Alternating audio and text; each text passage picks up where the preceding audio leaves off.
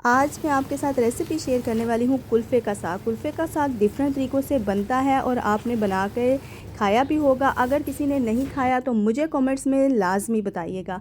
कुल्फ़े का साग बेनिफिट अगर इसके बताती चलूँ तो बहुत ज़्यादा है। माशाल्लाह से लुक चेक कर सकते हैं, बहुत ही मज़े का बना है। दिखने में ये कुछ इस तरीके का होता है। पत्ते हमने उतार लेने हैं और इसी को हमने बनाना है। ये पानी से भरपूर होता है। अगर आपके जिस्म में पानी की कमी है तो आप उसको पूरा कर सकते हैं कुल्फ़े के साग के साथ। तो चलते हैं, इसको बनाते हैं। इंशाल्लाह आपको ये रेसिपी बहुत पसंद आने वाली है। अस्सलाम वालेकुम, welcome back to my cooking channel. यहाँ पे मसूर की दाल मैंने ले ली है, हाफ़ कप भिगो दिया है।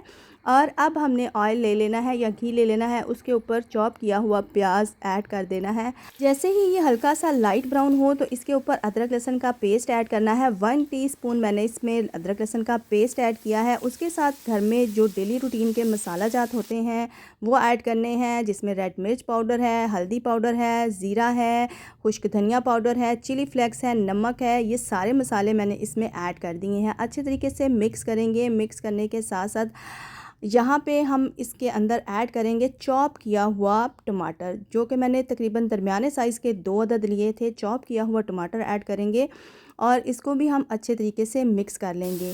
मिक्स करने के बाद हमने इसको थोड़ा सा पानी ऐड करना है ताकि मसाला हमारा अच्छे से कुक हो जाए। खाना बनाने की सबसे अच्छी टिप्स ये है कि जब आप मसाले को भुनाई करते हैं तो वो बहुत अच्छे तरीके से किया करें, तो आपका कोई भी खाना ख़राब नहीं बनेगा। यहाँ मसाले को हम अच्छे तरीके से कुक करने के लिए 2 से 3 मिनट स्टीम पे रखेंगे और दोबारा से कवर को हटाएंगे और इसकी भुनाई करेंगे मसाले की। जितनी अच्छी भुनाई मसाले की होगी उतना ही खाना आपका मज़ेदार बनेगा।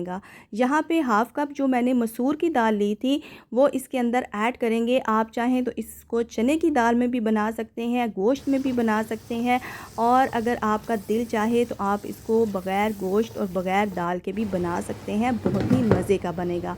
यहाँ पे कवर कर दिया है हाफ़ कप पानी ऐड करके, ताकि हमारी दाल भी अच्छे तरीके से कुक हो जाए। तो कवर को हटाते हैं। दाल आलमोस्ट माशाल्लाह से टेंडर हो चुकी है। अब हम इसके अंदर कुल्फ़े का साग ऐड करेंगे और इसके बेनिफिट ये हैं कि ये आपके जिगर की गर्मी को दूर करता है, मैदे को ठंडा करता है। अगर आपकी बॉडी में पानी की कमी है तो आपकी पानी की कमी को कुल्फ़े का साग पूरा कर सकता है।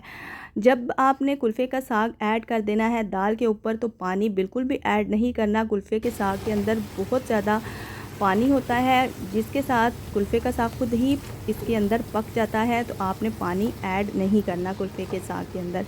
बस इसी तरह आपने स्टीम में इसको कुक करना है। तो माशाल्लाह से आप देख सकते हैं, इसको रखते हैं कवर लगाकर तकरीबन 3 से 4 मिनट के लिए। तो हमारा जो साग है वो पक कर रेडी हो जाएगा। लेकिन बात यह है कि अगर आप मेरे चैनल पे नए हैं और आप मेरी वीडियो फर्स्ट टाइम देख रहे हैं तो मेरे चैनल को ज़रूर सब्सक्राइब करिएगा, बेल आइकन को प्रेस करिएगा, ताकि मेरी हर नई आने वाली वीडियो का नोटिफिकेशन आपको सबसे पहले मिल सके। यहाँ पे कुल्फ़े का साग रेडी हो गया है। हम इसको डिश आउट करते हैं और आपको फ़ाइनल लुक दिखाते हैं। अगर आपने अभी तक आपने मसूर की दाल में कुल्फ़े का साग नहीं बनाया तो एक बार ज़रूर ट्राई करिएगा इस रेसिपी को। तो मुझे दें इजाज़त, मैं मिलूँगी नेक्स्ट रेसिपी के साथ। अल्लाह हाफ़िज़।